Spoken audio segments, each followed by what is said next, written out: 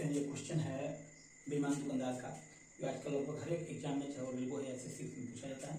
चलिए देखते हैं। एक दुकानदार चावल की कीमत को लागत मूल्य से 20% ऊपर अंकित करता है और ग्राहक को 15% की छूट देता है। लागत मूल्य से 20% ऊपर अंकित करता है। 20% का मतलब होता है 20% को फ्रैक्शन में लिखेंगे 1/5, यानी कि 5 के समान को 6 लिख देता है।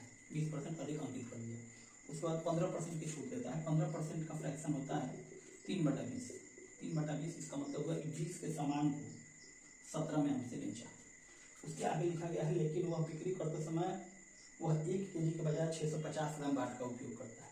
1 केजी के बजाय हम लेने गए थे उससे 1 केजी। 1 केजी मतलब 1000 ग्राम और वो हमको देता है 650 ग्राम। तो बताइए उसका कितना लाभ प्रतिशत है। देखिए यहाँ से 1 जीरो से ये 1 जीरो कैंसिल हो गया। ये 20 25 100 से ये 100 कट जाएगा।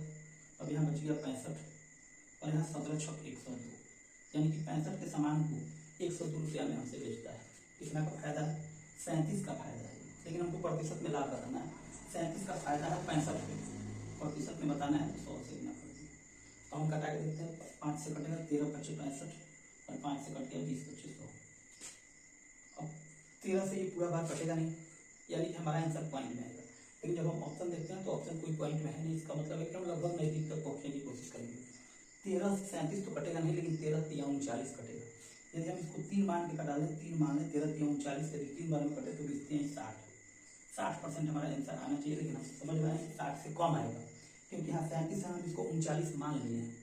37 है तो 3 से कम आना चाहिए। कम से गुना करेंगे तो कम ही आएगा, यानी कि 60% से हमारा कम आंसर होगा। और 60% से कम यदि हम ऑप्शन में देखें तो एक ही ऑप्शन है, ऑप्शन नंबर सी।